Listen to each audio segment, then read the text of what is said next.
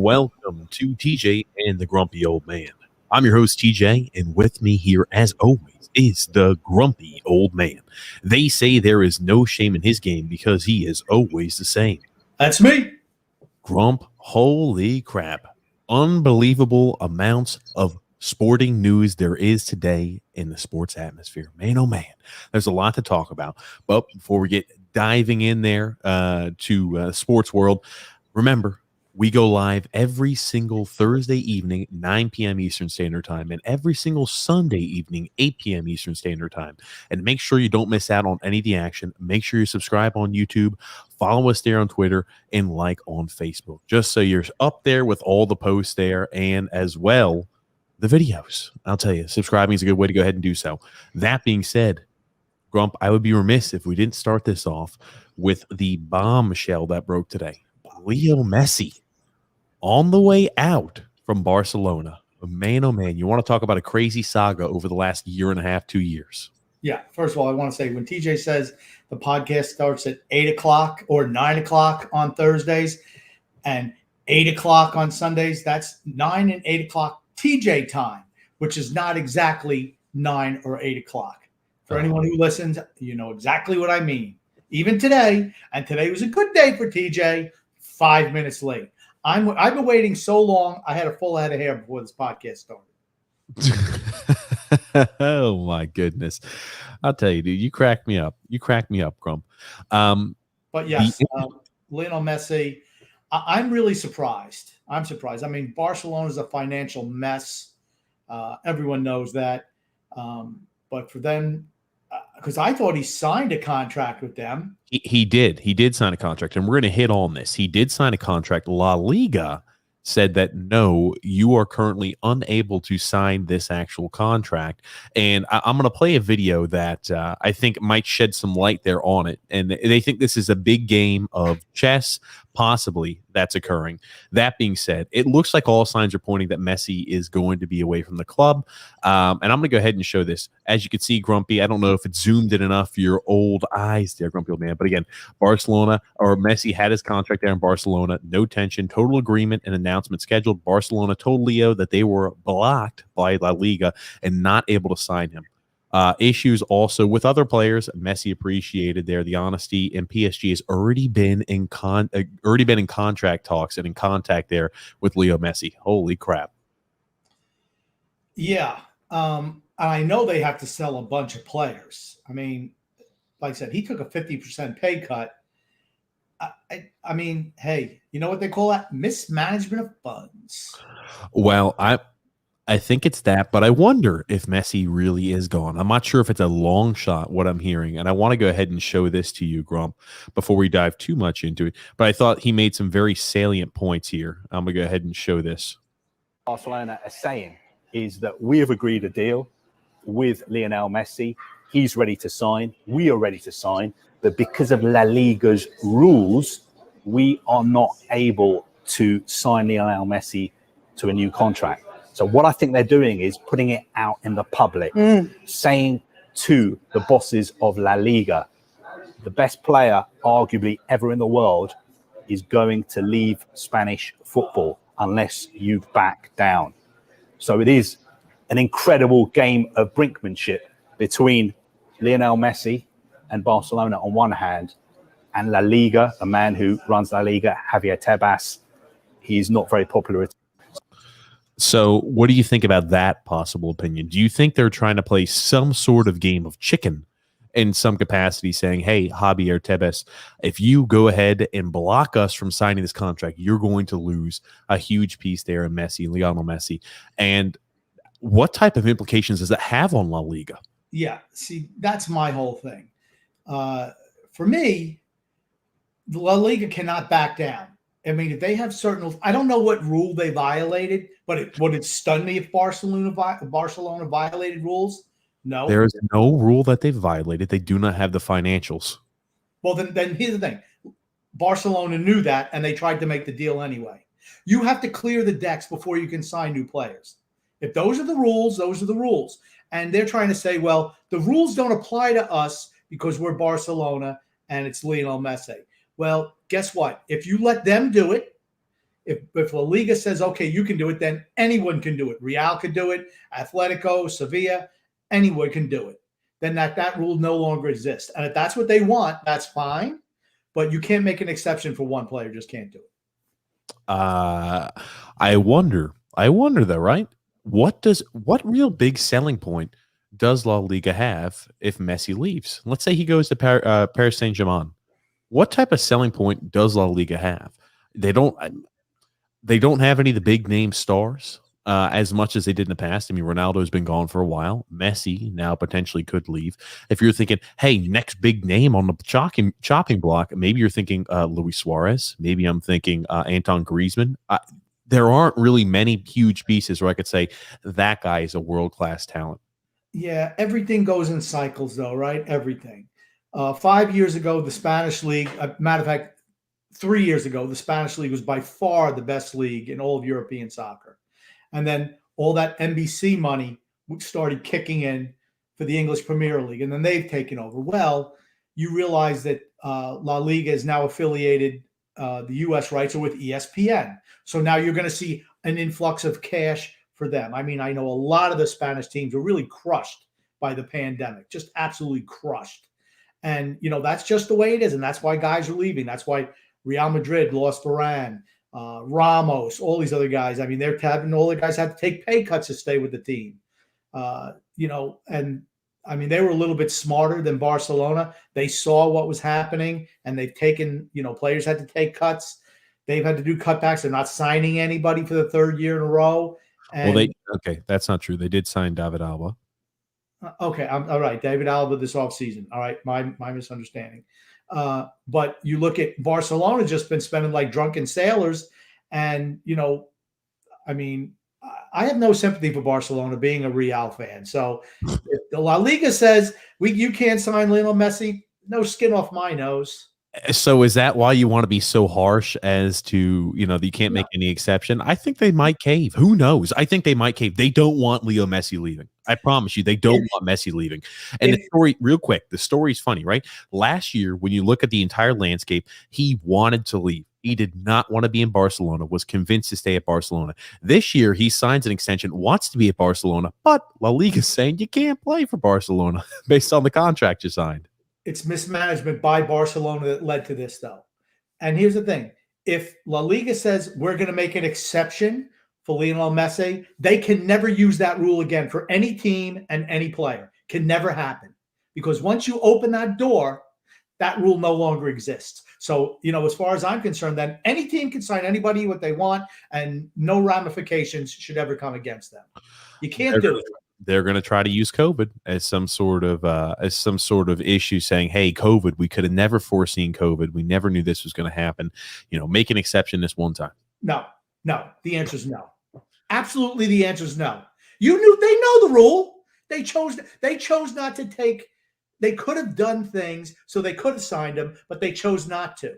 They just chose to continue to sign everybody that they wanted. They didn't scale back like other teams have. And have taken losses. Barcelona didn't want to do that. Sorry, your folly. Bye-bye, Barcelona. They're going to find out what Real has found out the last couple of years. You lose a generational talent, which he is, without a doubt. You're going to lose somebody like that, your team's going to go right down the toilet. Well, they did sign Aguero. They did sign Memphis Depay. Obviously not going to replace Messi. I'm just saying they have made a few signings there. Real, when Cristiano left, I'm not sure they brought anybody in that could play really first minutes in an offensive capacity. They just said, hey, we're going to rely there on Benzema. Hopefully Gareth Bale will be healthy. It didn't work out like that. Eli, they're saying seeing Messi leave is seeing the end of the early 2010s soccer era. Soccer nowadays isn't the same. What you're missing, what La Liga and what soccer in general is missing, is two generational talents getting older, Cristiano Ronaldo and Lionel Messi. Okay. Why do you keep pronouncing Messi? Because that's the way I just pronounce his name. What the? What do you care? It's. I don't know why you pronounce his name like that. I pretend I'm Forrest Gump. Messi, Leo. Forrest Messi. Gump. Forrest Gump. Forrest Gump. Hold on. Is Forrest Gump? Is he supposed to be a character based off the grumpy old man? Forrest Like Gump. a box of chocolates. Never know what you're gonna get. Leo Messi. Yeah. So But like I said, what in reference to 2010s, you were really witnessing something spectacular. Probably two of the top 3, 4, maybe 5 greatest players of all time playing head to head against one another for a decade. For a decade on the two best teams in the world for 10 years. The battles were epic. Seeing it El Clasico twice a year with those two players, and the talent around them was just so fantastic, right? And you're seeing that no one's taking their place right now, either Messi or Ronaldo. They're still, think about it, at 35, almost 36 years old, and almost 34 years old for Messi, they're still 2 of the top 5 players in the world. Think about it at that advanced age. the only players I think that might be able to fill the shoes, and they have a long, long, long way to go. Kylian Mbappe and maybe Haaland. That's about it. I mean, if I'm thinking next guys who could maybe take that step up, Erling Haaland is maybe the guy who I feel like has the highest ceiling. No, it's Mbappe. It's Mbappe. Haaland is a classic in the box goal scorer, but Mbappe can do other things. You got to remember, Messi and Ronaldo, particularly early in their career, could do everything, right? They possess the ball, they pass the ball, they dribble the ball. That's not Haaland's game. Well, they both started off as wings. I mean, Haaland's a straight up striker. There's no doubt about it. Right. I mean, you look at Neymar, right? He's another one. But I mean, those guys still, if you're talking about Messi, Ronaldo, all-time greats, 2 of the top 5 players in the history of the game, without a doubt. You're just not seeing anyone else on that level. And it doesn't happen, right? Before that it was Maradona and then Pele. I mean, think about maybe Johan Cruyff. But you look at how far that goes, right? You're talking about 5 players in the last, 50, 60 years a game. They just don't come around that often. I mean, and that's what's missing. And, it's just going to happen. And then they jam the English league down your throat. And we all know they're not that good.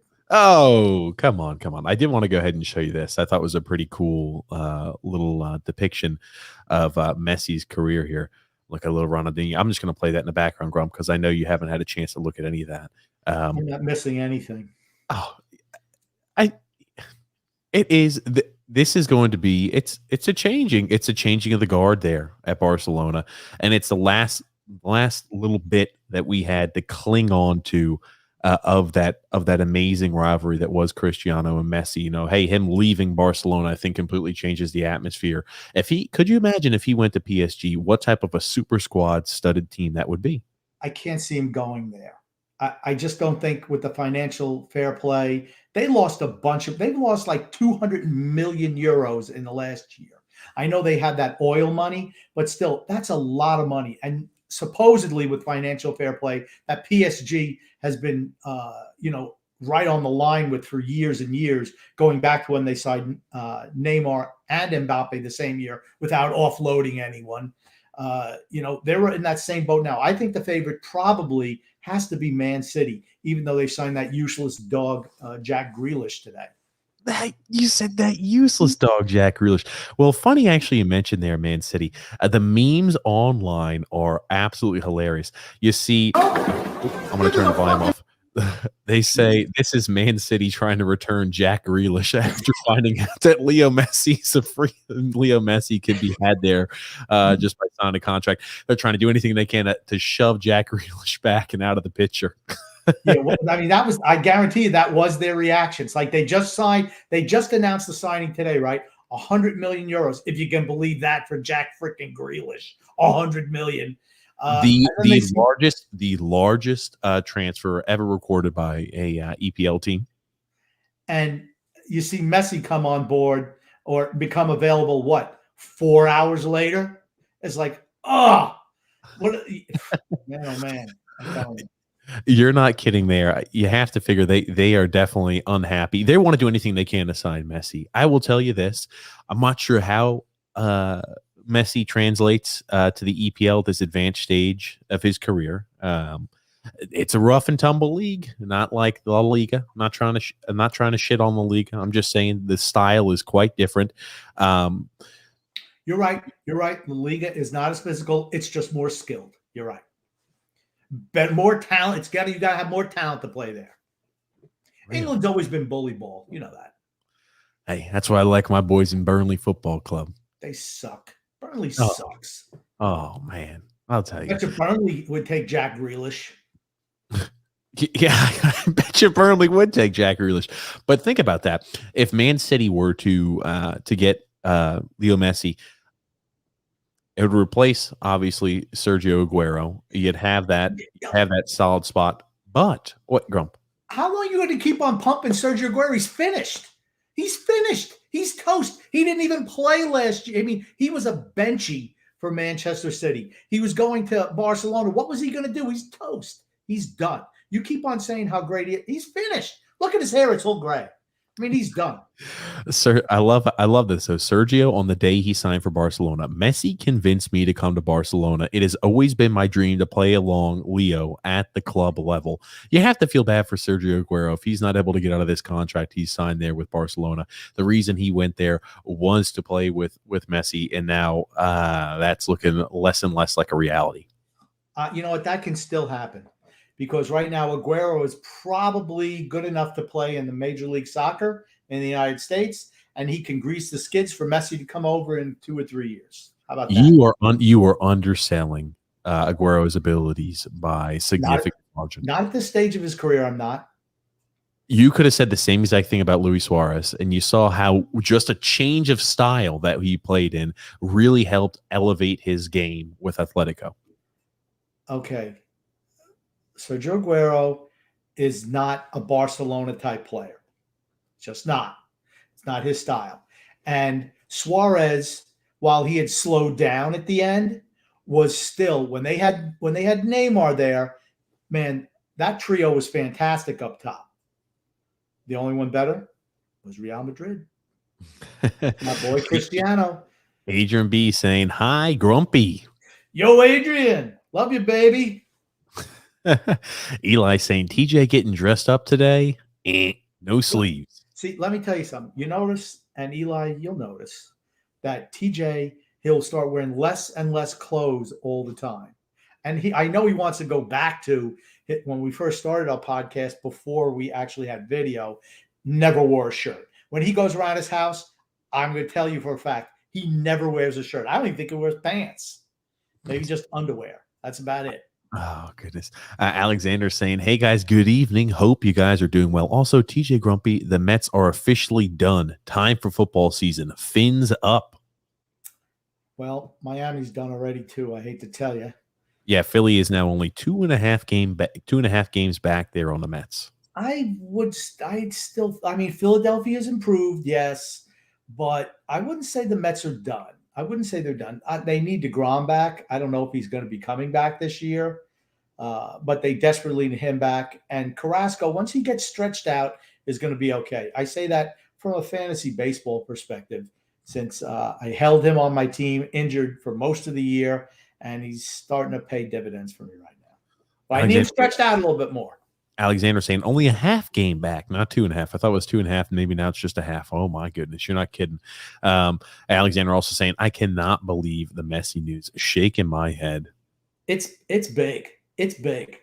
It's huge. I mean, maybe not in the United States, but everywhere else, that's like the news item, the sports item. Incredible. You mentioned the financial fair play. Could you imagine? I'm just going to say, let's say PSG does something where they take a risk and they say, we are going to sign Leo Messi. We can go ahead and pay him whatever he wanted there to join the club. Could you imagine a front of Leo Messi? You've got Neymar, you've got Mbappe. They recently added Wijnaldum, and they also added Sergio Ramos this offseason as well. And also Fat Boy. And Gigi Donnarumma. I hate how you call him Fat Boy. The best goalie in the world. Why don't you start calling him that? I don't think he's the best goalie in the world, first of all. What? He's not the best goalie in the world. Who's better than Donnarumma? Courtois, Oblak. I think those two are definitely better. Yeah, maybe Oblak, but not Courtois. Absolutely Courtois. Absolutely Courtois. Absolutely. Courtois is probably 1 or 1A.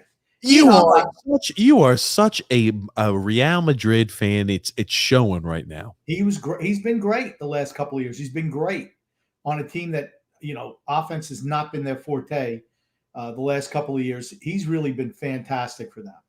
You can say whatever you want. Oblak has been fantastic as well. Oblak has for certain. I will not give Courtois the same exact. If I'm giving top goalies, I'm putting Donnarumma a little bit ahead of Jan Oblak. I still think Jan Oblak is in a different league than Thibaut Courtois.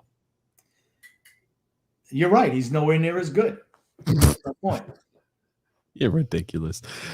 Courtois is probably. I would say he and Oblak are by far the top 2 goalies in the world. By far. Eli saying we need to get the EPL off of NBC and onto Fox or ESPN because the NBC Sports Network and their streaming platform is so bad and is honestly limiting their American viewing potential. Well, they do have Saturday games on NBC and on Peacock. Well, I know they have the Peacock thing too, but I know on Saturdays they do put an EPL the game of the week. And NBC Sports shows the rest. All they care about is the money, and it has certainly helped the growth of the EPL. It certainly has in this country. So, I mean, it's helped them bring in more quality players as well, which we're going to talk about here. A little Romelu Lukaku news. Bill Brady saying, "Hey, TJ, what is up, Bill?" But Romelu Lukaku is rumored to be headed back to Chelsea, 95 million pounds, upwards of 95 million pounds. I know he's done well for where is he playing for? Inter this year? Playing for Inter Milan. I mean, I know he did well, but I don't know. I'm just not a huge fan of his. I'm just not. I think that's way too much money for him. He worked this well. Like I said, he worked well in Italy this year. Give him credit. And he did okay for Belgium and their failed attempt to finally win a tournament. The Golden Boys, Belgium's Golden Boys. Yeah, but you know what? They're losers. They never win anything. They always find ways to lose, and they did it again this summer. But for me, it's like, is he worth that? I don't think so. It's just like, we have the money, let's spend it. And it's just foolish. Jack Grealish. Jack freaking Grealish. 100 million. I know you don't like Jack Grealish. I've seen what he does at Aston Villa, and I've loved his game. He's 100 million worth. I'll tell you this. I know Romelu Lukaku gets a lot of love. He does a lot of things well. Relatively one-dimensional, though. One-trick pony. And he's excellent at that trick. And I hope I'm not going to eat my words. But I always loved Romelu Lukaku there in Everton. He was an ex-Chelsea youth player as well. So it's funny, right? You look at Chelsea, I know that Kevin De Bruyne was also there, a youth player as well in the same exact time period as Lukaku. And so was Hazard. All 3 of those individuals are all youth players there at Chelsea. They seem to do a great job of developing youth, just can never manage to keep the right ones. But, man, 95 million pounds is the rumor. He's going to be making about $230,000 or 230,000 pounds a week. Remember, Messi with the contract he signed was at 250,000 pounds when he took that pay cut. Yeah, like I said, it's ridiculous. I just don't. I've never been a super fan of his. Yeah, he can score goals, but to me, he's easy to dispossess of the ball. He's just not worth that money. I'm sorry. He's a guy who needs service. I won't say he's easy to dispossess of the ball. I think he's really strong on the ball. He's a guy who needs service. If your wings and your midfield is not going to go ahead and provide service there for you, you're not going to see much out of Lukaku, which is a lot with, it's pretty consistent with a lot of strikers. But this does not shock me at all. Chelsea was rumored to be looking at Haaland, and again, I think the price was way too high, so they think this is a more tangible get there in Lukaku. Here's what's going to happen. Within the next year, you're going to see Mbappe and Haaland both playing for Real Madrid. Book it. Mark the podcast. Mark this one. Circle it. Put the stars around the outside. Grumpstradamus has spoken once again. Jeez Louise. Really? You think your love and infatuation with Real is it's clouding your vision? Not true. Not true. Oh, man. And then Eli saying, how old is Lukaku now? 45, 50? I don't know why, but Lukaku feels older Like he he's is. 40 years old, but even though he's 28. Yeah, that's what I was saying. He's 28, but it seems like he's been around forever. I mean, but you're right. He needs service, and he needs to be. It's not like he's going to take the ball at midfield and make a run. No, but here's the thing: neither is Holland. Honestly, there's only certain players that can do that. They're the truly skilled ones. I think Holland does it's the Farmers League, but oh, come on. No. He's another one-trick pony. It's a good trick to have, but you're a one-trick pony. I'm sorry, you don't watch enough of the Bundesliga, and I think you are underselling. I think I've seen Holland play. I've seen him play numerous times. He's a goal scorer, without a doubt, but he needs service. He needs link-up play. I've seen him take it from midfield up to the top. That's all I'm going to say. That's all I'm going to say. We're going to move here to a few comments. Grumpy old man. Alexander was saying, let's bring back Doc Emmerich for play-by-play for soccer. I like the English guys. As long as they're not talking about England, they're good. I enjoy them. When there's England's playing a game, or Scotland or Ireland, it's like, man, fellas, all right, we know you're from there, but let's kind of call it kind of down the middle of the fairway. Now that said, they know where their bread is buttered. I mean, those English are smart.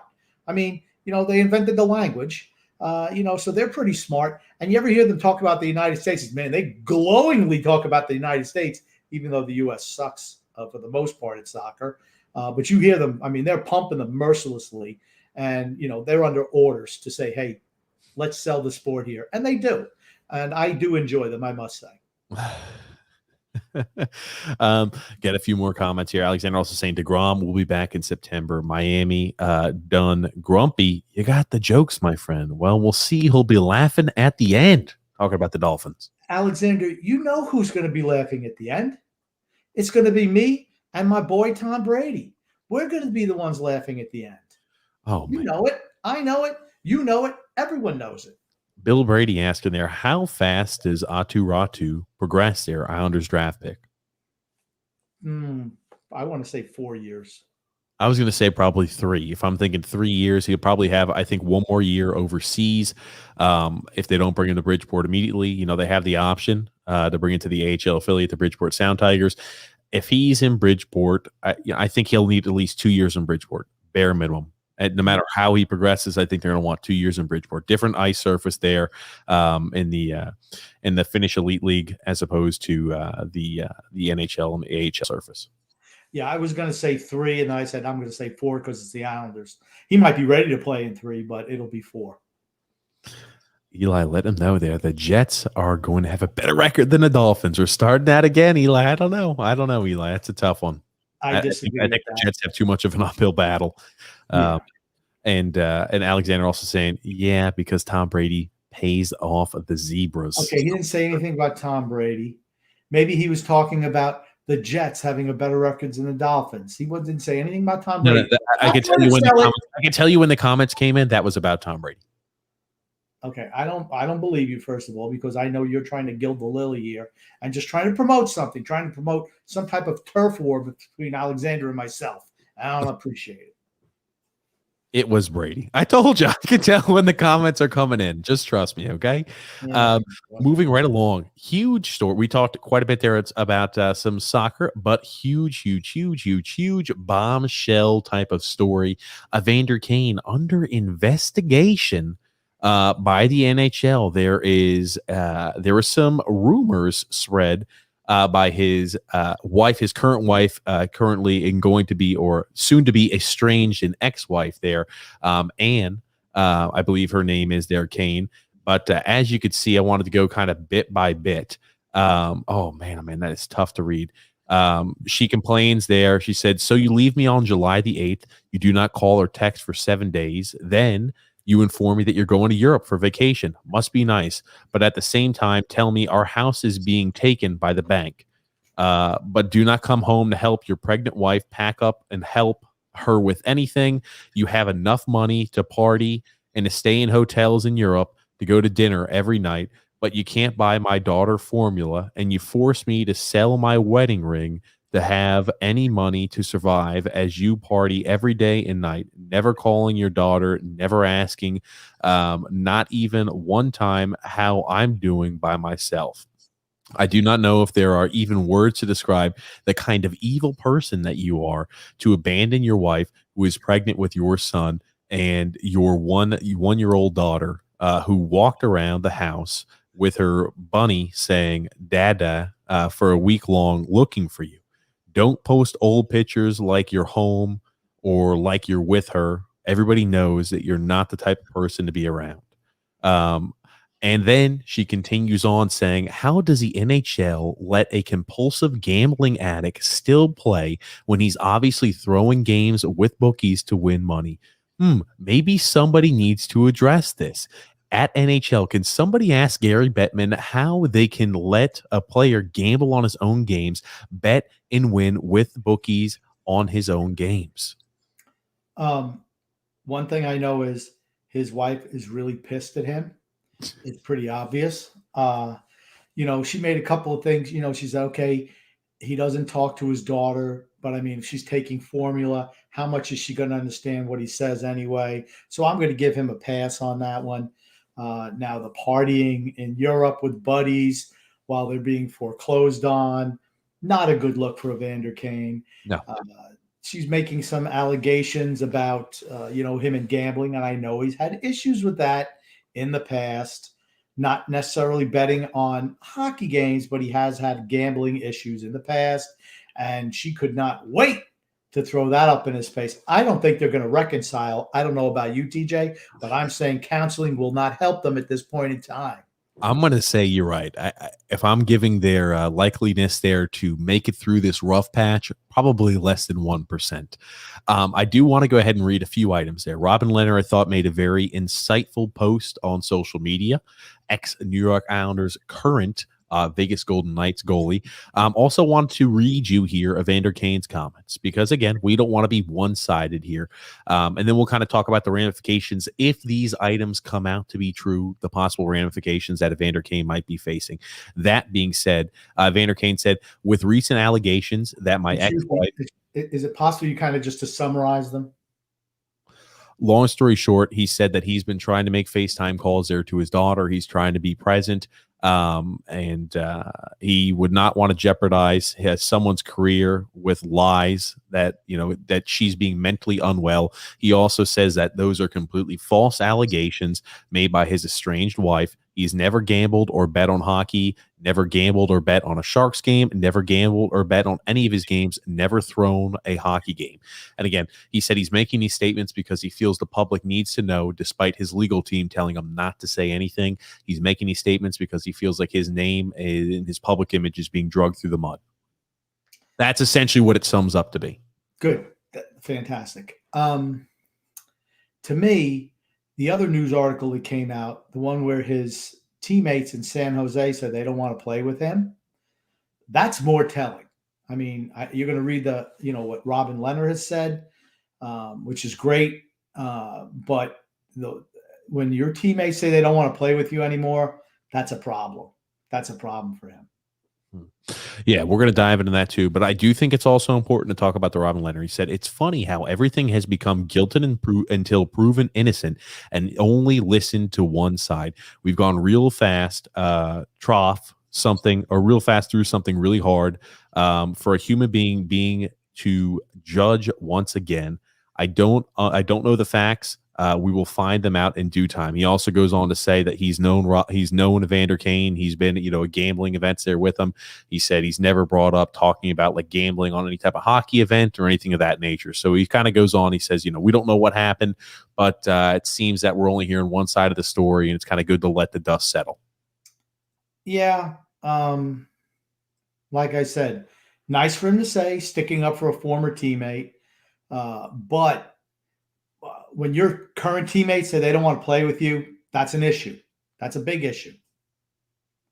Bigger than, some past teammate trying to stick up for you. When your current teammates say they want nothing to do with you, to me, the red, it's like, hey, like when those planes come in, they got those spotters. Hey, over here, this way. Evander Kane's plane is coming, like, no, that way. Drive it to the lake. We don't want you on our ice. I just think it's a horrible look for him. Oh, and again, the Sharks tried to trade Evander Kane. We've known in the past. I will tell you this: it's worth mentioning. Evander Kane has had issues in the locker room. Remember, before he joined the San Jose Sharks long term, he was always one of those guys that had been marked as a guy who had a little bit of trouble in the locker room. As to what that means, no idea. They never really released anything about it. But I am familiar what you're talking about. How the team or his teammates did not want to be playing with him. Everywhere he's been, he's had problems in the locker room. Everywhere he's been. Okay, I'll ask you this: do you draw that to him with gambling issues, or just they don't like it? They don't like him. I think he's a jerk. I don't know him, but when you have, I mean, it was the same thing in Winnipeg too, wasn't it? I mean, everywhere he was, Winnipeg, Buffalo, San Jose, doesn't matter. He doesn't fit anywhere. That's more of a, sometimes you have to look at the mirror and say, is it me or is it everybody else? It's probably you. You're the common denominator.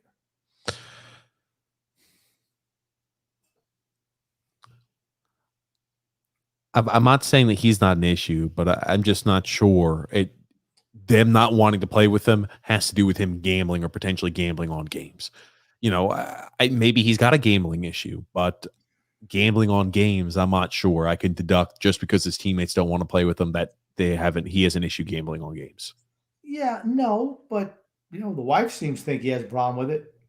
He does have an issue with gambling. I mean, remember, he had to file for bankruptcy earlier on this year. And again, in November of 2019, I'm reading this here off the Yahoo Sports article, he was sued by a Las Vegas casino for failing to pay back $500,000 in gambler markers.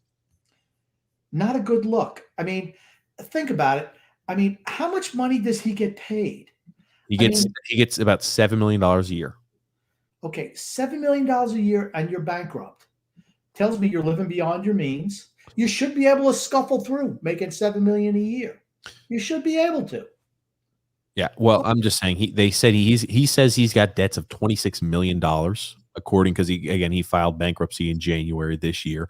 He has $26 million in debt, and he also had $1.5 million in gambling losses that year in 2020. You got a gambling problem. He does have a gambling problem. I'm just saying I'm not sure if he's gambling on games, but I would say he definitely does have a gambling problem. That's for certain. You know what could have possibly happened? Maybe he ran in with the wrong crowd when he was gambling, owed the wrong people. And he said, how are you going to get out underneath some of this debt? Well, maybe you're going to start jaking it during some games to help us out. That's entirely possible. I don't think Evander Kane needed to jake it to start, having the San Jose Sharks throw some games because they're so miserable. I think it's just a foregone conclusion. You could say, the likelihood of them losing is probably more than winning. Yeah, like I said, it's a bad look for him. I mean, the NHL is investigating. They're investigating, and I'm always willing to give somebody the benefit of the doubt, always, as you know. I'm just saying it doesn't look good for him right now. The wife, my baby can't even get any formula. That's a bad look while you're partying in Europe with friends. That's a bad look. Who knows? I will say, sometimes, and again, Robin Leonard pointed this out, sometimes with ex-wives, those things can get kind of sticky, and we are only hearing one side of the story. So, again, I will stay reserved. It's not a good look. He has had gambling issues in the past. Would I be shocked if they said he has bet on games in the past? No, but I'm not going to jump to that conclusion yet. Trust me, if he did or has in the past, that will be found out. I don't think it's going to be like if he's done this in the past, they're not able to find out. I definitely think they're going to be able to tie together those strings if he has. I would have liked to see the wife post some of those betting slips that he has probably in some sock drawer somewhere. Well, his bookie's doing it. He's not doing it. He can't go to say, "Hey, I'm going to put $500,000 down that the San Jose Sharks are going to lose." This is Evander Kane. He just goes in wearing some dark glasses and a hat. Well, he's wearing his mask, and he maybe puts a hat over top, and he says, "There you go. This is me. This is me, Evander Kane." He goes ahead and uses a little alias. Very good. Very nice. Bill Brady there says Tom Brady is much older than Islander players. It's true. He's also much better than the Islander players. Alexander also saying, you guys are awesome. TJ Grumpy, all good fun guys. Absolutely. And then Eli saying, why are all of these written in some foreign language in Comic Sans font in front of the text from right to left? Can't we just get a regular text thread? Shaking my head. I don't know what that means. What did the Evander Kane's wife's thing look like? Does it look Okay. Maybe that's what it is. Maybe like Cam Newton does it too. I mean, to me, it's exhausting whenever he posts something because it's like, dude, I'm not even going to waste my time trying to decipher whatever type. You're a shitty player. That's all I know. So whatever you put out there, unless it's you admitting that you're a piece of garbage at this point in time, it's not worth my time trying to, break out my Ovaltine decoder ring trying to figure out what you're saying. Well, I like the old Christmas story reference. Alexander also saying that he's with another girl in Europe. Maybe that has something to do with the disgruntled ex-wife or the disgruntled soon-to-be estranged wife. Unhappy wife, unhappy life. Sorry, Evander. Jerry Springer saying, "Hey boys, it's Jerry Springer, aka Josh Bailey's mom. That was me last night. Just tuning in now. Hope I didn't miss much. I had to figure that was Jerry. I did. As soon as I saw Josh Bailey, I saw Brock Nelson. I'm like, I said, I know somebody who would go through the hassle of making a few different YouTube accounts. And for those who didn't know, Josh Bailey's mom contacted the podcast, was upset with the things I was saying about Josh Bailey. And she called him Spackle, as I remember. She referred to him as Spackle and also said that, he's not a good player. She put him he's in quotes above average because she knows he's not just an average. Eli said in 2018-19, 75 games played, 56 points. 2019-2020, 64 games, 47 points. 2020-2021, 56 games played, 49 points. If he was throwing games, wouldn't his numbers go down further year by year? He could be scoring Josh Bailey points and Anders Lee points, the empty net ones, Brock Nelson. That's where they're masters at. They're out there in the last minute, scored 2 or 3, empty net goals, pad those stats. Or, even though you're scoring, maybe your defense isn't as good. Maybe you're letting your man go. Just little subtle things that lead to chances or goals the other way. That's how you do it. It's tough to detect. I mean, if you look at Leo Komarov out there on the ice, you would think he's throwing games. It's just he's totally not talented anymore.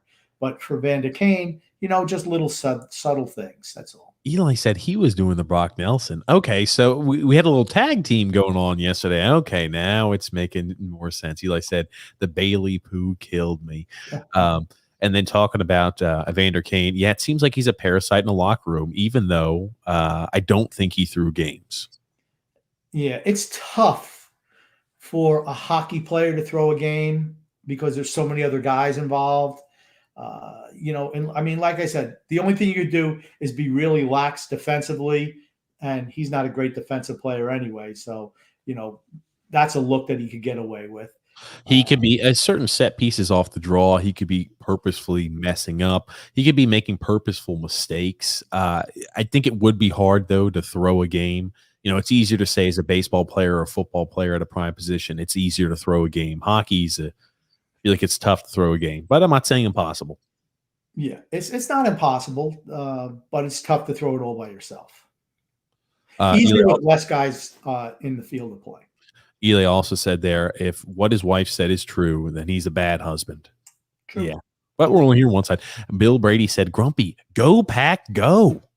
Oh boy, Aaron Rodgers, how's he going to be this year? Man, we went on his diatribe last week, Bill.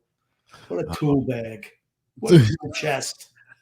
He's like one of those, what's the big red ones that you have in the garage, or Power Built or whatever the heck it is, multiple drawers, man.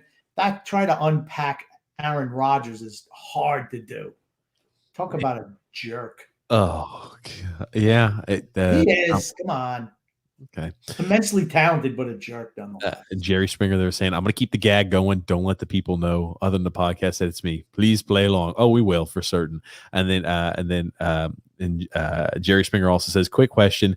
Who do you guys think are top 5 most influential participants in comment sections on the Never Say Die podcast? Grump, I'll let you go first. Oh, geez, I don't know because I don't get to read the comments, as you know, TJ.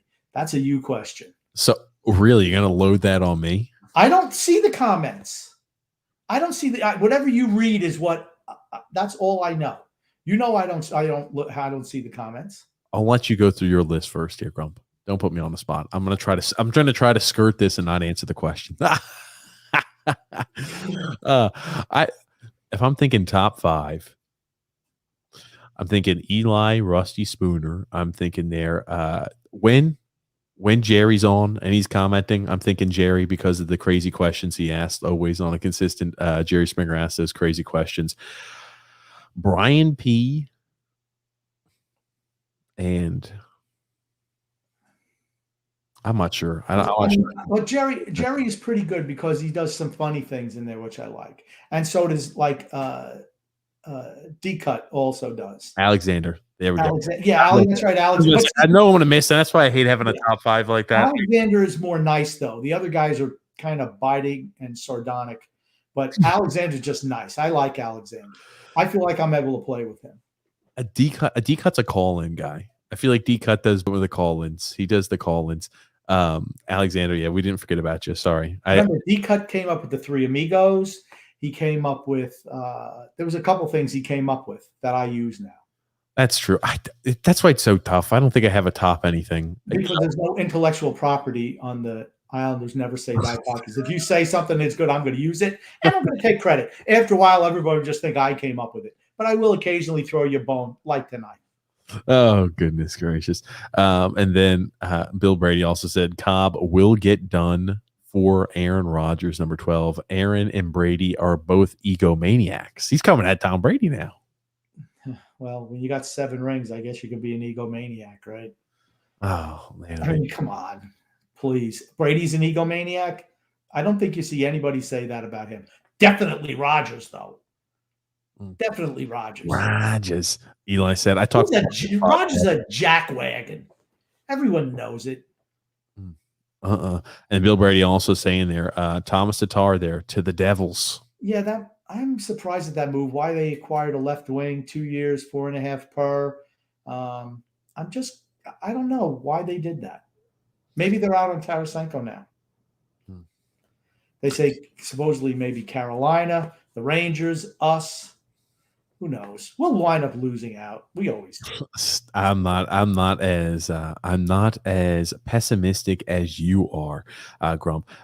Jerry Springer also saying there. So, what's y'all's prediction there on Evander Kane? Is he a bum and a scrub, or is he getting a bad rap? See, TJ does that. Whenever it's something controversial, he won't say anything, or he'll wait to hear what the grumpy old man has to say before he decides to make a comment. Because I don't want to make a mistake, and I want to go ahead and try to pick apart your comment, so it's easier for me. I know it is. I don't care. See, I'm willing to put myself out there. Maybe you're not, but I am. It's okay. I don't think he's a scrub. I think he is a talented player. I think he's a locker room issue no matter where he goes. So I don't think he's getting a bad rap. One place, maybe 2, but 3, every place you've been, you get a bad rap. No, that's a you. So I don't think that's a bad rap. And is he a bum? I don't know him well enough to know that. His wife thinks he is. I'm going to tell you that much. And maybe she's a better expert on him than I am. So maybe he's just hit the trifecta of loser tonight. Maybe. Christ almighty. Oh, well, no, but he's not a scrub. He's not a scrub. So not the trifecta. Damn talented. Maybe just a daily double. Ding, ding, ding, ding, ding. Alexander said, Grump, I had the funniest convo with the dude about Josh Bailey. This guy said that Josh Bailey will win the NHL MVP before his career is over. I said, what? And was laughing so hard. Oh, my. I don't know who you're running in with now. Is this somebody in Miami? Is this somebody in Florida, Alexander? No. This was somebody on the set of The Walking Dead. It's where everyone else had been killed, every other hockey player, except for Josh Bailey because he was immune to somehow, because he's like a zombie on the ice the way he plays anyway. And so he was better than all the other guys that can't skate anymore. You know, they're too busy looking to eat other people, where Josh Bailey could still pop some goals in. So that's what I think it came from. Yeah, it was a reach. It was a reach. Sure it was. No way. Hey, I like you. I like you selling that hard. We have a few items about Deshaun Watson, right? You're seeing a lot of information saying Deshaun Watson and Philadelphia Eagles are in continued talks between the Texans and the Eagles. You wonder if that's true. You're seeing some sources saying yes, and you're seeing the same exact Pro Football Focus saying, despite people saying that, talks between the Eagles and the Texans are heating up, they actually are not. So we're seeing a lot of information coming out regarding Deshaun Watson and possibly his departure from the Houston Texans. why would the Eagles trade for Deshaun Watson? They are light years from being a good team. They've totally decimated the team that won the Super Bowl in 2019. Decimated it. They got a new coach who I don't even know how he got the job. To me, I mean, it depends on how much I guess you'd have to give up to get him. But from the Texans' perspective, isn't his value at an all-time low right now? Wouldn't you try to stick around with him and keep him and then try to trade him for next year's draft? Maybe that would be the wisest thing to do. I just wonder if they're just trying to completely cut all losses with him and say we're completely redoing everything, because the Texans are a team that, yikes, they are going to be bad for quite some time. And again, Deshaun Watson did not show up. Well, good. You know what? I'd make him sit, and you don't get paid this year, and you don't get a year towards your service. So let's see how that works. Yeah, and I'll tell you here, as soon as we see, hey, sources are saying it's all likelihood that they're talking, talks are heating up. We're seeing the same exact thing on Pro Football Focus. Talks are heating up there between the Eagles and the Texans on Deshaun Watson. It's the same guy, though. See, it's the same guy, Chris Trapasso. He was the first guy you put up there. Okay, gotcha. So maybe one guy says it, one toady says it, and then everybody's, oh yeah, well. Well, here it is today, also saying sources say the contrary to the report that trade talks are heating up. They are not. Yeah. So who the heck knows what's going on there? I'm just excited football's back. Football is back. First preseason game happening tonight. Yeah. I will tell you, Jalen Hurts is not the answer in Philly. So maybe they're thinking long-term, a guy like Deshaun Watson could be a cornerstone piece. Again, Deshaun Watson's also a younger quarterback. So even if they make a big trade for someone like that, they've got a lot of years to put the pieces around him. He's top 5 in the league too. Wouldn't you say, really, talent-wise, top 5 in the league? I'd say, I don't care if you're a pro Deshaun Watson guy. I hate the way he plays. I love the way he plays. No matter what, I think you got to put him top 10. Every single list, he's top 10. Yeah, for certain. I mean, but then you're looking at, why would now be the best? Are you going to get the most value for him now or at the end of the season when teams reassess their quarterback position? I mean, teams have made plans already. I mean, what would Philadelphia have to give up to get Deshaun Watson at this point? I mean, maybe Jalen Hurts plus picks. Jalen Hurts. Maybe the Texans have interest in Jalen Hurts. I don't think Jalen Hurts is the answer. I think he's not an NFL quarterback that's going to be successful. But maybe they think that Jalen Hurts might have a chance to stick. I think their first draft pick this year, they took Davis Mills, the quarterback out of Cal. I think that's who they drafted this year with their first draft pick in the 3rd round. Or 4th round. Texans? Okay, well, a 3rd or 4th round. That's right, because they didn't have a 1st or 2nd round pick. That doesn't seem too highly, though. A 3rd round pick? Well, I'm just saying, why your team has nothing, devoid of talent, and you have a quarterback, why would you draft another one? I just think they mishandled the situation. But, after the sexual misconduct allegations, and I'm not going to – there are a whole bunch of people now filing cases against him in court. Yep. So that's not a good look either. I mean, I just don't know what his trade value is right now. I have to assume that it's not going to be very high. Remember, before all these sexual allegations came forward, they were rumoring, hey, it's going to be at least 2 firsts and maybe a 2nd for Deshaun Watson. Yeah, I have to assume that's not going to be the value of Deshaun Watson. If you traded him today, you would not get 2 firsts and a 2nd for a guy that might be having some real legal issues and might be out of the league for a bit there if these allegations are true. Yeah, like I said, if I'm another team, I'm waiting till next year's draft. That's what I'm doing. I'm not trading for a guy now. I'm not trading for him now. I mean, you're in training camp. You're going to try to immerse a quarterback into your system with 3 weeks before the regular season. How's that going to work out for you? I'm sorry. I'm waiting on that. Alexander, talking about Thomas Tatar, said it's not a bad pick for the Devils. I like Tatar. I think he would have been a nice pickup over a guy like Palmieri. He was forced out of Buffalo. Wouldn't have cost a 1st round draft pick. I think he was he with Montreal last year? Well, the crazy funny thing there about Or maybe he's talking about Evander Kane was forced out. maybe, yeah, he's talking about Evander Kane. Sorry, but Thomas Tatar. The funny thing about it, remember he was traded originally for a first round draft pick back in the day when I think it was the Vegas Golden Knights. They traded for him the same exact trade deadline. We thought we were going to be able to keep John Tavares. I always say, think about how much we would have got for John Tavares if we were to let him go at the trade deadline. That was a total blunder by Garth Snow. You say to the guy, "Hey, are you signing?" "No, I want to wait it out." "Sorry. You can sign with us after. We're going to trade you for assets. We'd love to have you back." And that's what I would have done. Mm. You don't let a guy, first of all, you don't let a player dictate terms. If it's a year out from his next deal and Matt Barzal is going to be in that boat after this year, you approach him on we want to extend you. We want to do it a year early. And if the guy says no or he balks, you move him. You move him and get as much value as you can. Eli said, so sad to see Evander Kane's career go down such a young age because of gambling. How do you get yourself $27 million in debt? I couldn't even lose that much if I bet the Jets to win every game. That's not true. You could lose that much if you bet on the Jets to win every game. Oh, goodness gracious. You're right. It's hard to do. I mean, here's the thing. It's not just gambling that put him $27 million in debt. I guarantee you, he just, hey, ooh, there's a car. Ooh, I'm buying that. Oh, look at that. That's a house. I'm buying that. Oh, look at that diamond necklace. I'm buying that. I mean, that's how you get yourself in trouble. Don't live beyond your means, people. It's a mistake.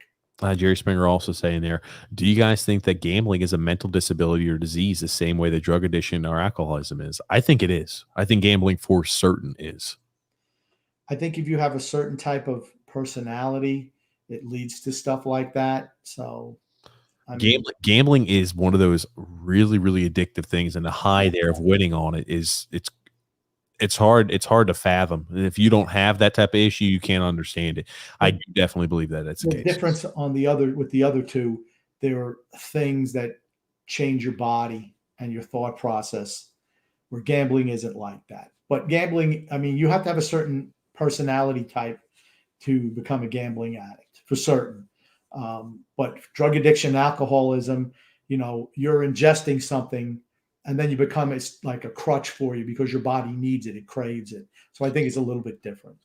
Eli also saying there, Eagles are trash, just like the entire city of Philly. I wholeheartedly agree with that. Alexander saying Deshaun Watson wants to go to the Dolphins. That's the only place he wants to go. Well, I'll tell you what. But see, I still feel it's too late. Even with Tua at quarterback, it's just so close to the regular season. How much of the offense? Well, it's a pretty simplistic offense, I guess, Miami, with Tua running it. So, I mean, how in-depth could it be? But maybe Deshaun Watson could learn it quicker than Tua. But I think that's the perfect landing spot for him. They have draft picks they can move. They have younger players they could move. And he would elevate their team without a doubt. Flores is a great coach. Their defense has turned the corner. They have some weapons now. I still don't think their offensive line is great, but he would really set them apart in that division. Them and Buffalo would be the tops. I still think New England's going to be tough this year, even without a quarterback. And Alexander also saying again, no guarantee he'll play this year. And in his opinion, better than Lamar Jackson. I don't think very highly of Lamar Jackson. Can't throw the ball. Can't throw. Here's the thing: he can throw the ball. He just can't. He's just not accurate. Just not. He's the runner first, quarterback second. Cowboy Donahue saying, can you please speak more about Messi and what club next? Cheers. I'll let you take a stab at this one. Man City. It's got to be Man City. If it's anywhere, it's got to be Man City. I just don't see how they have too much at PSG. I think it would make everyone unhappy. Who are you going to sit? I mean, I just think it's an issue. But you're going to sit Mario Icardi at PSG. Goodbye, Icardi. I'm going to sit Icardi. Yeah, I just think when you have too many, and it's not like they're younger guys like Real had in 2017. They had the A and the B team, which are probably two of the top 5 teams in the world. But the B team were all young guys. They're a veteran-laden team. And you see, okay, Di Maria, well, you're not going to play anymore. You're going to be second string. And I think that could cause problems with veterans. I still think that Man City is the best place for him. Playing back with Pep Guardiola, I just think it's a really good fit for him. That's my suggestion. Man City. I'll tell you this. Tell me if they were able to get around the fair play. And one quick other thing. That would totally scuttle any Harry Kane rumors going to Man City. That much I Well, know. they've already said if they brought in Grealish, they're not in on Kane. They can't say we're going to pay $200 million this offseason here to bring in not only Grealish but Kane. Remember, you'd be a free transfer there for Leo Messi. They wouldn't have to pay anything to Barcelona. Right. But he's going to cost buku bucks in salary. You think he's going to take the Barcelona deal at Manchester City? I don't think so. That was a hometown discount deal, 50%. If he's moving somewhere else, he's going to take as much as he can. I don't blame him either. Also, in his opinion, he's going to stay a free agent until Barcelona's wage bill comes down, and then he'll show his honesty. I was about to say this offseason is different to last offseason, as I mentioned before. Last year, he wanted out. They convinced him to stay. This year, he wants to stay. The season starts in 2 weeks. It does. The season starts in 2 weeks. I mean, I know he's in shape, but the season starts in 2 weeks. I don't know when the window closes. Is it September 1st? When the Liga has a longer transfer window than the EPL, I believe. Oh, okay. I thought a week or two longer or something, maybe a week or two less. I know it's not the same exact closing of the EPL. Okay, I thought EPL had a longer window. It doesn't matter. Here's the thing: he would be a free transfer, so it's not applicable. Doesn't matter. Right. But I mean, the whole thing is once you get into season, it's tough to bring players in. It's just hard. Man City, that's my choice. Alexander also saying that the Texans did not have a first or second round pick because the Dolphins fleeced the Texans. That's true. Think about that. It was for the left tackle, right? Yeah, the guy who was smoking pot with a mask on. What the heck was his name? What's his name? It's Tunsil, Laramie Tunsil. Tunsil, that's right, Laramie Tunsil. Well, did that hurt it? Did that hurt his draft stock? Well, it hurt his pocket because they released it. What was it, like an hour or two beforehand? And again, they said, "Well, we don't like the fact that it looked like on the gas mask." I mean, he was a guy who was penciled in to be a top 5 pick, no matter what. Slipped all the way. I think it was to 11. Yeah, I don't remember. And the guy's an absolute excellent talent. Well, he got hurt last year too, of course. They couldn't catch a break, the Texans last year. I don't know. Miami just doesn't develop offensive linemen. They just don't. Alexander, well, they've wasted quite a few picks on him, so we'll see how some of those guys are panning out there. Alexander saying, "I swear, TJ with the tank top reminds me of Kurt Angle. Good old Kurt Angle back in the day." It's true. It's damn true. A younger version. Kurt Angle is a spectacular professional wrestler. Won a gold medal in the Atlanta Olympics as a was it Greco-Roman? I don't know what it was. Yeah, it was Greco-Roman. Okay, so he's legit, big time legit. But what a performer! Just fantastic. Injuries and addictions got to him. Nice to see him straighten his life out. But just a phenomenal performer. Oh my God, one of the all-time greats. He was in the Attitude Era with Stone Cold and The Rock. Man, oh man, fantastic. Just great stuff. Mm-hmm. And then Alexander said Tavares didn't want to get traded. Yes, no. What? No. Sorry, I'm sorry, John. Are you signing? No. Okay. Well, I'm trading you. We got to get something. I will tell you, there's some rumors that I think that Randall from the Zoo is going to talk about that he had some inside scoop on. We'll see how it is. Alexander also saying Lamar, no accuracy. Great point there, Grumpy. Yeah, he's not accurate. He got a cannon for an arm, but no. Alexander saying, you think Messi will go to the MLS down here for Inter Milan there with David Beckham there before? No, I don't think so. I know he was in Florida recently. He was in Miami, but no, I don't think he'll ever go to the MLS. I think he might eventually come to MLS when, really? Oh yeah, when maybe 3-4 years when he's really finished.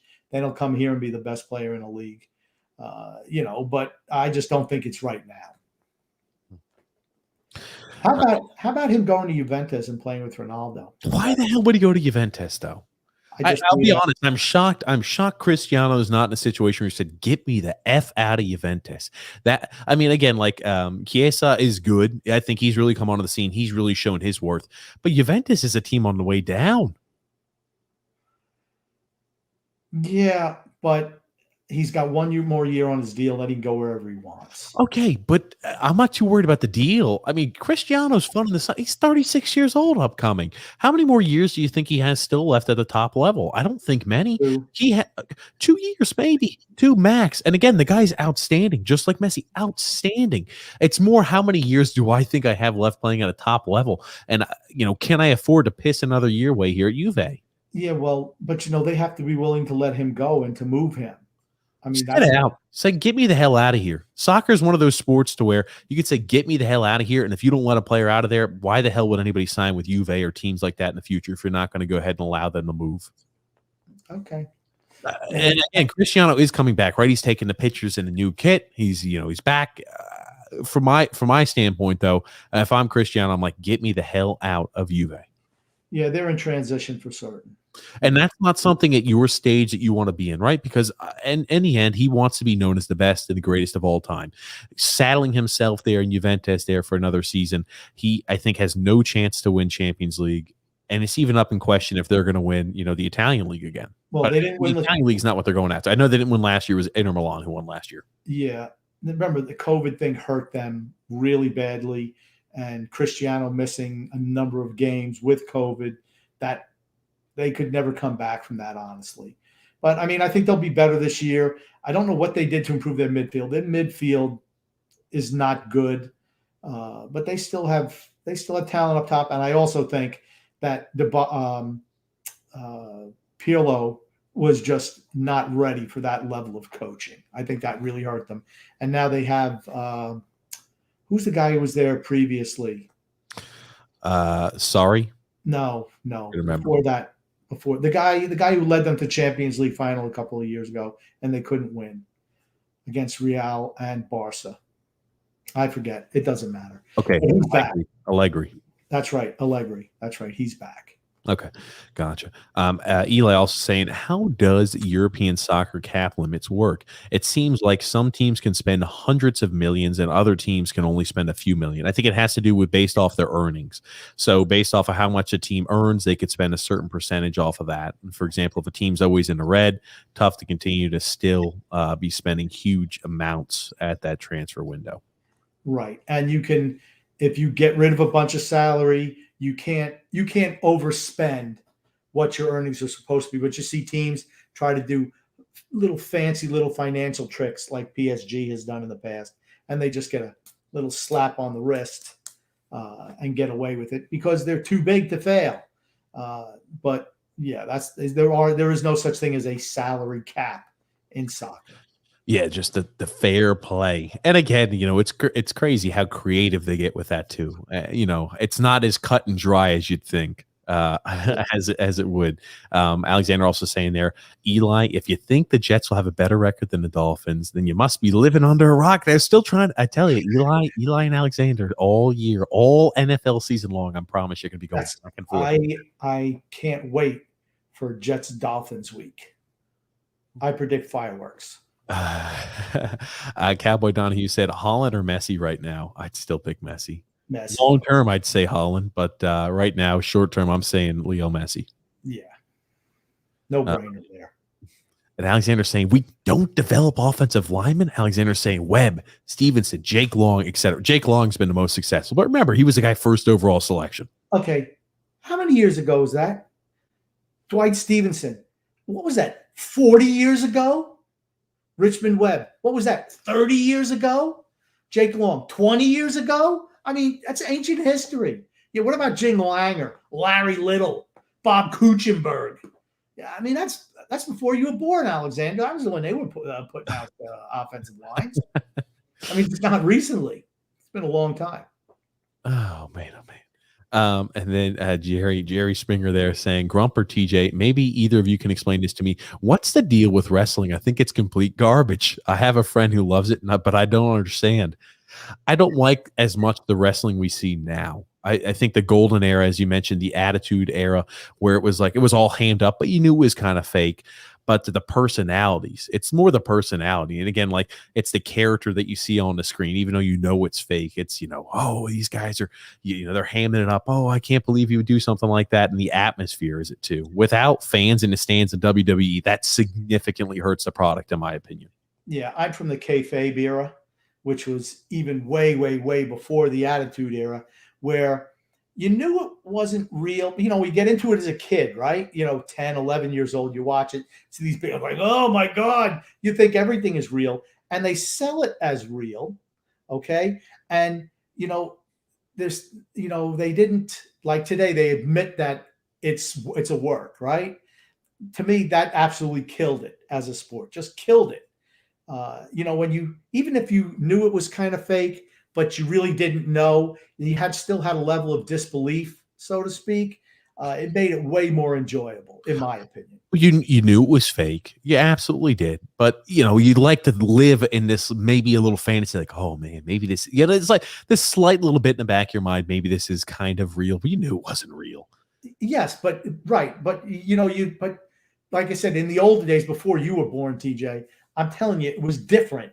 Right? The bad guys never, ever, like you see the bad guys and the good guys, do we travel together? We're yucking it up. That's not the way it used to be. If you were a bad guy, you only hung out with bad guys on the road. They never intermingled ever. And they stayed in character all the time. And that's what made it believable. And it's just the way it was sold. And now it's just, it was small town to small town. It was way better back in the day, way better. Eli also said, I think of Messi when he's like 45, he'll come to the MLS and he'll be a top goal scorer with like a 10-goal margin. Probably. Cowboy Donahue said, what do you guys think about the whole PC culture? I'm in Ireland and PC sucks. I agree. I'm not a big fan of cancel culture. You say one thing wrong or, something gets taken out of a clip of 30 seconds of you talking about, the little service dog that's always been posted up as trying to pass as content. They take a little 30-second clip and they could try to manipulate it any which way they want to go ahead and ruin, what you've created, as an online following. It's unfortunate. I'm not a big fan of cancel culture at all. Not a big bit. You should be allowed to say whatever. If it's in true freedom, you should be able to say whatever you want.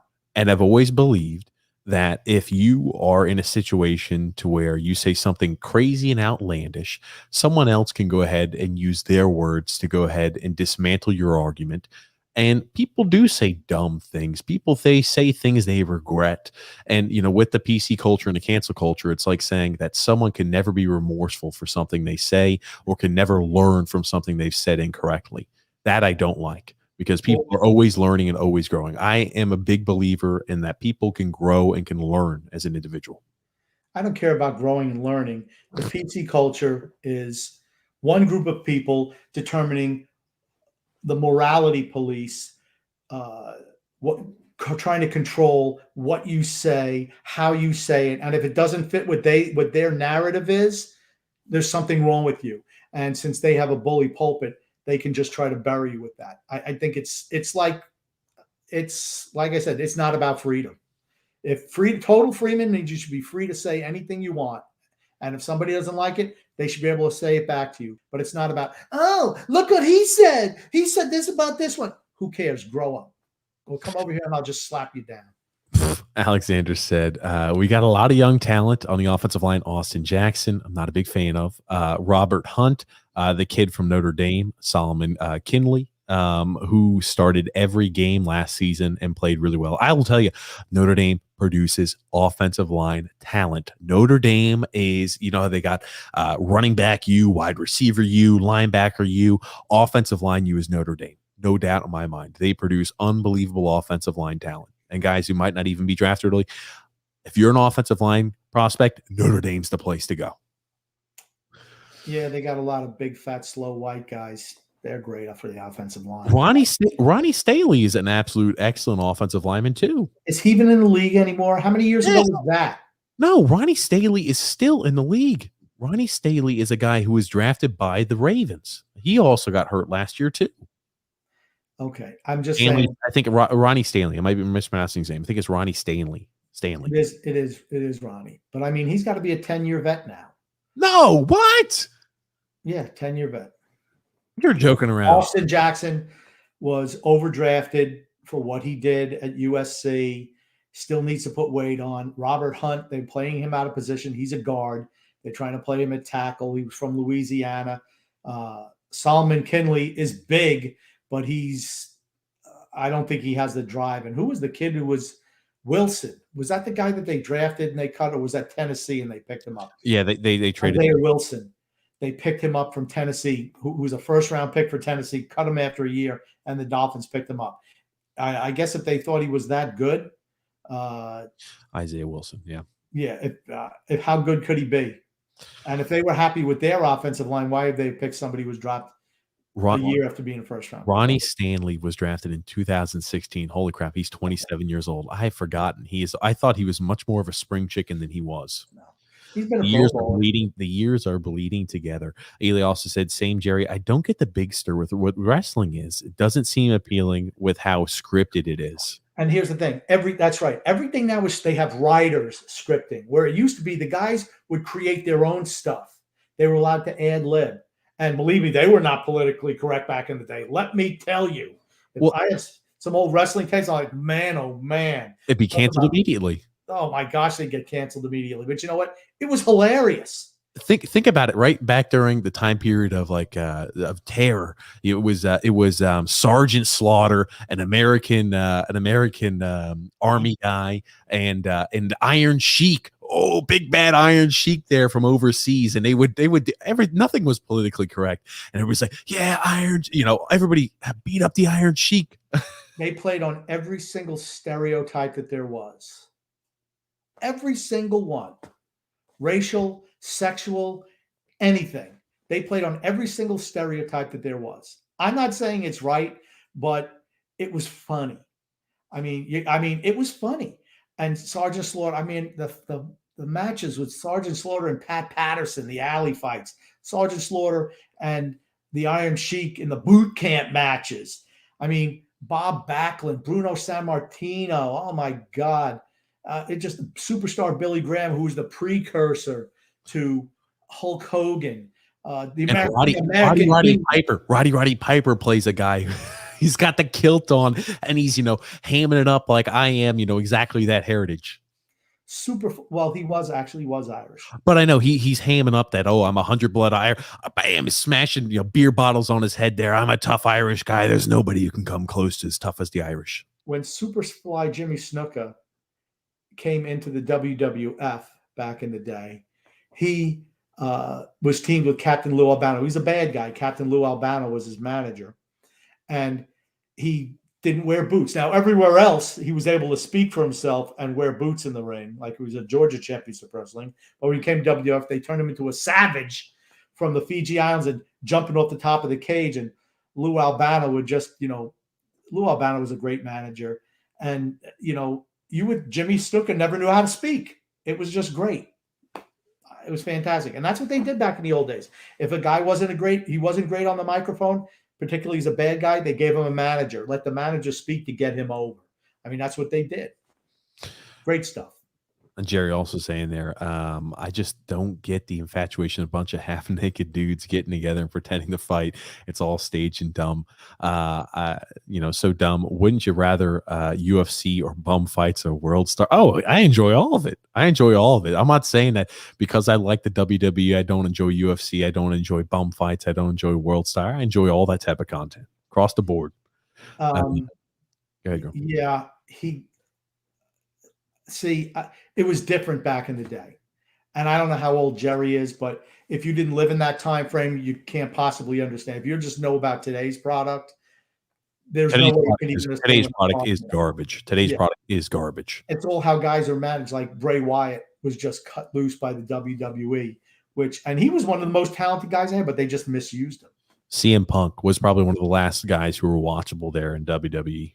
Right. I was never a big fan of John Cena. He was okay though. John Cena, he's a meme, and you can't see me, but he was not a great.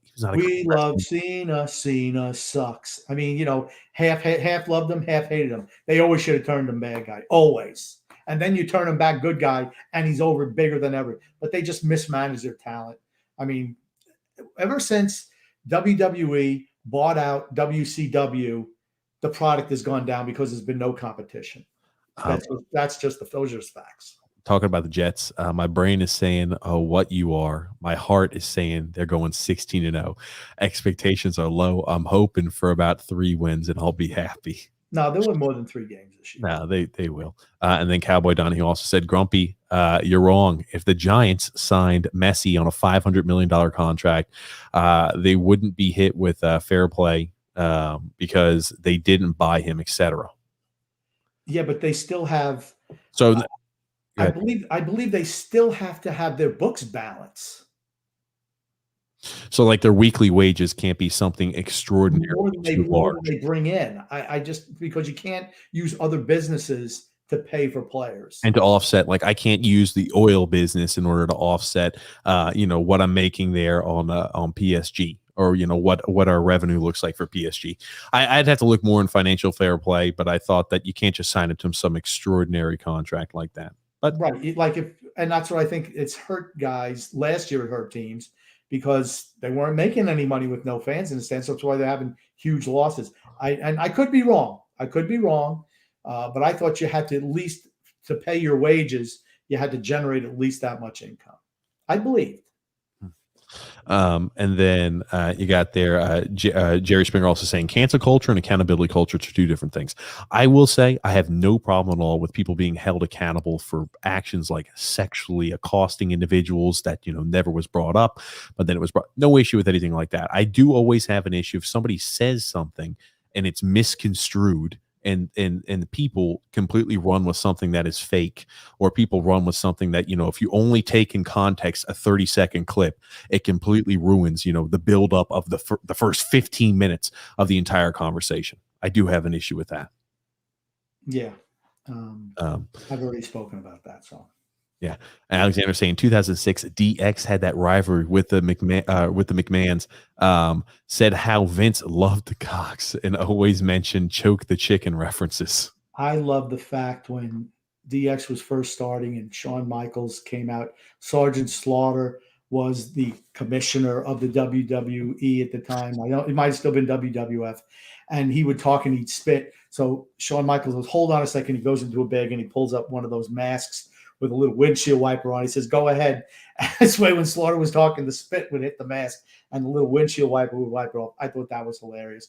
I remember going to a live event. It was a pay-per-view, and we were watching, and DX used to always have the girls in their crowd lift their shirts up to show their tatas, right? And I had my son in the crowd, and I don't think he could have been more than maybe 10 or maybe 8. And we were watching. They go, and it's on the big screen. I'm like, cover your eyes. And he goes like this. He covers his ears and not his eyes. I'm like, oh my gosh. That was the first nudity he ever saw. Well, that was the first nude woman, that he ever saw. Oh, goodness gracious. Yeah, I tell you, it is. Thank you, Triple H. Two more quick ones I want to hit on Grump here before we wrap things up today. Now, the Titans, a wide receiver duo there, Julio Jones and A.J. Brown. Do you think that's the best wide receiver duo in the NFL here starting this season? No, because Steve Tannehill's a quarterback. Ryan Tannehill. Whatever his name is. Steve Tannehill. I'm just saying best wide receiver combo. I'm not saying that Tannehill's a good quarterback. I'm saying these 2 wide receivers are outstandingly good, though, right? Evans and Godwin are pretty good. I mean, there's a lot of good duos out there. They got the Pro Football Focus grades there. I'm just saying. And second, Julio Jones there since 2019. Number 6 there, A.J. Brown. Okay. They're going to obviously have to share. They're going to have to share. They're going to have to share receptions. They're going to have to share targets now. So you wonder how that affects their Pro Football Focus grade. But that is quite a scary wide receiver duo. Yeah, obviously they didn't think they had enough at the wide receiver position. They were too predictable with the running offense with Henry. They feel they need to upgrade there. I think it was a good move considering what they traded, which was virtually nothing for someone of that talent. But you're still the trigger man. I just don't think is that great. Want to talk here about something very, very shortly. There's a guy, JT Ibe, a safety there, a free agent safety here for the Carolina Panthers, was cut after a very, very questionable hit in practice. Now, again, nobody gets to see the hit, so we have no idea. We'll have to go ahead and take the word for it. I wanted to talk a little about this. And again, it might be, I will say, I'll hedge my bets. It might be a hideous hit. It might have put everybody's, might have put, the wide receiver's life at danger. Might have been a really stupid hit. I have no idea. I will say that when you are a free agent streety, as Grumpy likes to use, a guy who was not drafted, you're trying to make a name for yourself. I'll tell you, you try to make these huge Himalayan type of hits that would stick in a coach's mind. So to think that a guy would go out of his way to try to make an impact, to try to say this hit right here is going to get me kept on an NFL roster, it's going to give me a chance there to make it the preseason. Maybe it's going to help me elevate my game with good preseason play. Maybe I can earn a roster spot or a practice squad spot. I wouldn't doubt it, but this is a situation where a guy had a reckless hit here and was cut from the team immediately thereafter. It was so reckless and ruled so reckless by Matt Rule. Here are a few of the comments. We'll go ahead and play there, and Grump, and I'll let you share your opinion. Okay. For you guys last, I'll just give you an update on Keith first. Obviously, I'm no doctor, so I just report what was said to me. But, I had movement in his legs. Didn't have any pain in his neck. So a lot of that's obviously precautionary. We'll wait to see, after he's looked at what exactly it is. So, that was just the early signs. So, I think if you watched our medical staff, Dr. Gritter, I thought they obviously stepped in and did everything the right way. So anxious to see what they say. Matt, how frustrating is that for you as a coach I know you're trying to keep guys up and not have that. I mean, how frustrating is that? Yeah, I'll probably talk about this once, and then I'm gonna move on. It's completely unacceptable to do something like that. So there's things, bang plays that happen, and guys will hit the ground, but you can't tee off on somebody. So it's not what we'll do. It's undisciplined by us, so it can't happen. Matt, will he remain in I'm not the team. I'm done talking about it. See what happens. What did you say to the guys in the huddle after that happened? Again, I'm going to move on. I hope you guys understand it. I got a problem. Before I let you comment, our boy Alexander came in through the clutch. I'm happy he went ahead and tagged me. Alex, he tagged me in the actual hit, so I will be able to show you this. I didn't think originally this was on the internet, Alexander, thank you so much for pulling this. We'll be able to go ahead and pull this really quickly. Now, this is the first time me watching it, first time you watching it as well. Grumpy old man. It's about 19 seconds long. That's the way TJ likes to keep you in the dark on everything. He gets to prepare. I never get. No, this is the first time of me seeing this as well. So I have unusual for you, but not for me. I'm used to being left in the dark. This is completely unusual here for me. So we'll go ahead and watch this. Okay, hospital pass is what that looks like. Okay. And okay. This is what he was cut for. Oh, see, okay. I'll play it in slow-mo. I'll play it slow-mo clip by clip. He's up there in the air. He gets collided. An individual hits him there in the back. And again, it's hard to see because it's not in great footage. But he lowers the elbow and shoulder as the guy is going down, and he makes contact with the head. Okay. Matt Rule is a gutless dick weasel. I'm just going to say that right now. That hit was not that bad. And my question to him would have been, okay, you cut this guy on the spot. If he was your number one draft pick, would you have cut him on the spot? And you know what the answer would have been? No. That's what makes him a gutless dick weasel, in my opinion. Well, you look also, and I think this is important. This is very important. You mentioned Sam Darnold was interviewed after practice, and he said, do you think the hit was intentional? And again, Keith Kirkwood is healthy. He's up. He's got full capacity. He was concussed. But Sam Darnold said he didn't believe the play by JT Ibe was intentional. Both Sam Darnold and Cam Irving expressed how important it is to learn to take care of others during practice. They do not believe the hit was intentional. When I see a hit like this, I think to myself, this is not usually something you do in practice. That being said, this very well could be a case of a street free agent there, a guy who was picked up trying to make a name for himself, trying to find a way onto the practice spot. And it looks like he says this is not a bang play. That's the definition of bang bang play. It looks pretty bang bang to The me. actual That is a call that is a 15-yard penalty, maybe a game misconduct in the NFL. But you wouldn't see the Seattle Seahawks when Cam Chancellor was at his prime, if they had a hit like that, them immediately releasing Cam Chancellor. Albeit maybe JTI was not as good as they originally thought he was, and this was kind of the straw that broke the camel's back. But he was immediately released after this hit. Okay, I'll say it again. That's the definition of a bang bang play. He gives himself an out, saying, "Well, some things are bang bang." I want you to look at coach real quick. I hate to cut you off. I want you to look at the coach in the background. And for the people who might say this is not what happens, I want you to look at the coach here in the black shirt who's coming in the background and to talk about. He's talking about how excited he is. You could see how he's jumping. He is excited after a hit like that. He's excited to see the aggressiveness. Either that or he is freaking out about the hit that was just performed on. I can't tell either which way. He's definitely got, I would say, I've seen coaches be excited of hits like that. I've seen coaches freak out after hits like that. So it could be either or. Okay. Here's the thing. If the kid had gotten up, it wouldn't even be an issue. It wouldn't even be an issue. And I'm going to say again, if it was his first round pick doing that, he never would have got cut. That's what makes him disingenuous. And that's the thing that sickens me. You know what? At least be honest. Just say he's a streety. He wasn't going to make the team. He injured some guy. He's gone. And if it was a first round pick, he'd still be on the roster. That's the problem I have with the whole thing. Just be honest. Just for once, be honest with what the whole thing is about. I mean, that is the depth. It doesn't even look bad at all. That doesn't even look bad at all. Yeah, he's excited. He's excited because he didn't come grab his face mask. He hit. Hold on. You see this right here at the end. He is going to hit him on the back of the helmet by saying, excellent play. He just hit him right at the end. You saw it. Hit him right on the back of the head. Excellent play. That safeties coach, that defensive backs coach who just came onto the scene right there at the end is hitting him on the back of the head. You'll see here very, very slowly is hitting him on the back of the head saying, excellent job, excellent play. Boom. Hit him right there on the back of the head. Said, great job. Watch again. You see the coach come screaming in. Again, my initial gut was the way that coach was reacting. He was excited there after a hit like that and the aggressive. He is hyped up and he hits him on the back of the head. Says, "Excellent job." Bam. He's not saying you did a shitty job. Don't hit a player like that. Get your head in the game and a hit like that in the back of the head.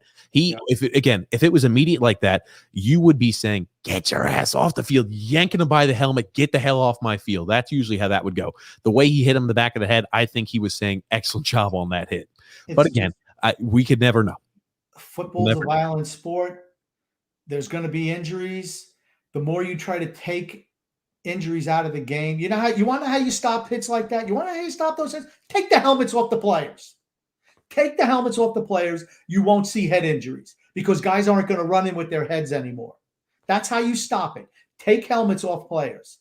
Then they have to respect the other player because they're going to respect themselves. Yes. And I'll tell you, many thank yous, Alexander, for sending that to us. Many thanks.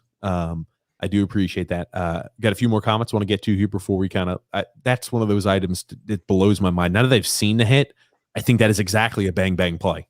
The safety did not want to let him have a free, unimpeded catch there, so he was running into the scene and happened just to lower his shoulder. And that's one of those things where if you put it in slow-mo and they give the angles and they see a player lying down like completely concussed, they're immediately going to go ahead and overreact every single time. That is always a 15-yard penalty, though, in the game. That's the way the game's played now. I remember Steve Smith beat the hell out of a teammate in a team meeting. Didn't even get a suspension. Ken Lucas was the guy he fought and sucker punched at practice. No. It was Anthony Bright, was a wide receiver in the wide receiver room after practice. Remember, I worked for the Panthers then. And he lit him up for something that Steve Smith was called out in practice, and he said something, and he beat the hell out of him. And Anthony Bright got cut. Why? Because Steve Smith was a star. And That's what's so disingenuous about this, honestly. This happened in 2002. Steve Smith was jailed and charged for misdemeanor assault Friday after attacking a teammate earlier on. He broke his nose and hospitalized him for 2 nights after the fight. I do remember this now that you mention it. He sucker punched him at film because he was saying something he didn't like play over the play or rewind the play when Steve Smith got, beat on a particular item, and he went and sucker punched him. He was also charged with a misdemeanor. Yes, I know that.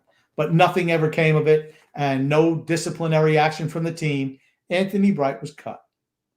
And that's the way it is when you're a star. And that's why I find Matt Rule saying that we won't tolerate that. He's a liar. He's a flat-out liar. It's the fact that this guy's a streety trying to do anything he can to make an NFL roster. And as a safety, you better lay the lumber, because if you don't, you're absolutely going to get cut. He does it, and he gets cut. If he's a first-round pick or a big-time player on the team, nothing happens. Maybe a little, well, don't do that anymore, Johnny. They'll tell him afterwards, hey, we want you to be a little safer in practice. Our job is to get reps in. Our job is to get better. We don't need you to injure players. Yeah, never get That's all that would happen. Got a few comments here. Mario also saying MLS ought to do everything they can to possibly bring Messi in. They'd have to give him ownership of like 3 or 4 teams. Cowboy Donahue says, good night and God bless from a new subscriber in Ireland. Appreciate that, Cowboy Donahue. And also Alexander saying NFL players are wimps today. And Eli says, no helmet in football would get me to watch way more. And also says, man, Grumpy always coming up with great ideas. It's the truth. Seriously, I said that for years, TJ, have I not? Yes. You want to stop concussions. The more they want to make the equipment safer, the more the players think their bodies are weapons. Those are just facts. Absolutely, Grumpy. We covered a lot today. We'll be going live again this next Sunday, 8 p.m. Eastern Standard Time. That being said, Grump, what do you have before we wrap things up today? Love and laughter to everyone who listened and even those who don't, from TJ and the Grumpy Old Man. I want to thank everybody for tuning in and watching myself and the Grumpy Old Man talk about controversial sports issues as we love to do. Thank you so much for tuning in. Thank you again, Grumpy Old Man. Thank you, everybody who participated here in the live stream. Remember, subscribe to show support. Like the video as well. You can find us there on Facebook and Twitter at TJ and the Grumpy Old Man. Thank you so much, everybody. And thank you again, Grumpy.